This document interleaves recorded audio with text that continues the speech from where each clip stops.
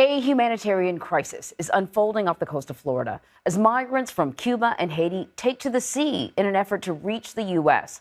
The U.S. Coast Guard intercepted this vessel with nearly 400 people from Haiti last weekend.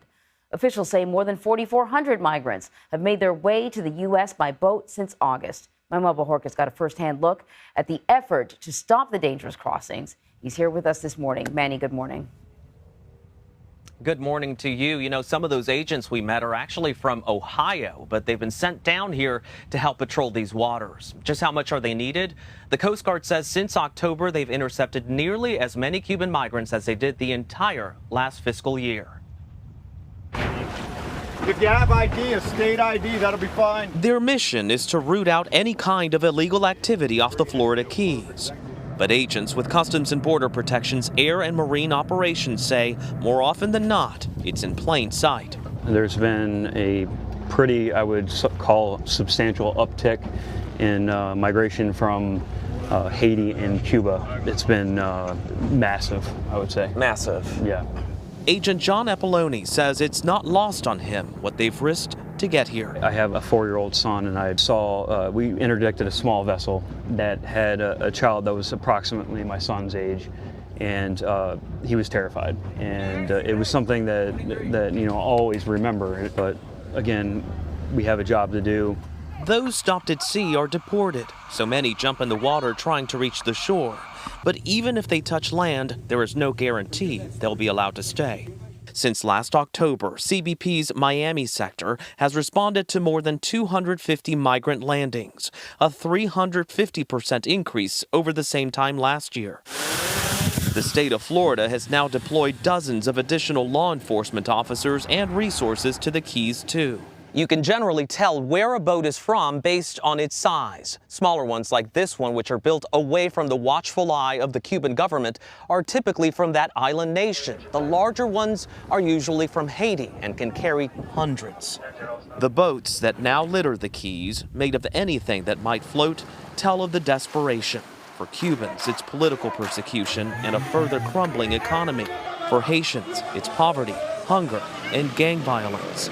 Adam Hoffner is Assistant Chief Patrol Agent for Border Patrol's Miami sector. There are many hazards at sea on board one of these vessels. There's not even, seats for them to sit in. They don't have any life preservers, things like that. He says migrants arrive dehydrated and sunburned. At least 65 have died at sea since last August.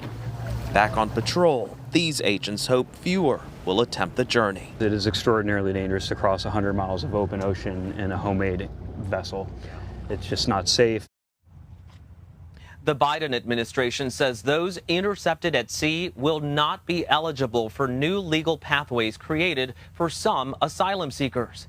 The agents here are hopeful their message is getting across, either because word is spreading of deportations or because of their increased presence here at sea or in the air. At least over the last week, the number of migrant arrivals actually dropped. Anne-Marie? That is terrifying. You mentioned these sort of new legal pathways. I believe you're talking about sponsorship for migrants coming from Cuba, Haiti, Nicaragua, or Venezuela. And those who cross over the border, the land border, will be deported, but they're making a way for people to get sponsorship. Do you know why they are excluding the Cubans and Haitians that come this way? Is it about safety? Is it about just not encouraging people to choose this very dangerous route?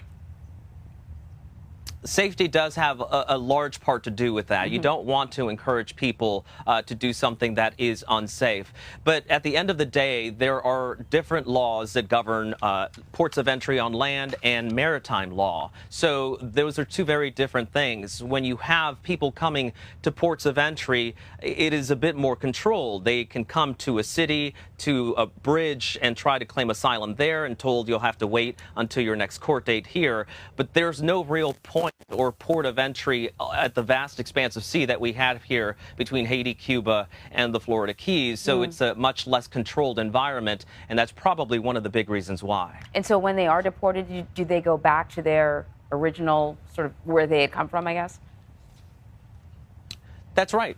You know, every week or so, you'll see the Coast Guard release video and numbers of the hundreds so far of migrants that have been sent either back to Haiti or back to Cuba. Again, the rule generally, and there are exceptions, is that if people are intercepted at sea, they are then, you know, they look to see if they're doing okay, if they need first aid. If not, they're put on a Coast Guard cutter and then repatriated is the proper term to either Cuba or Haiti. Those who make it to land, there's no guarantee they'll be allowed to stay. Those are done on case-by-case basis by the officers that control the facilities for CBP along the Keys and also here in South Florida. All right, Manny, thank you very much. Great reporting.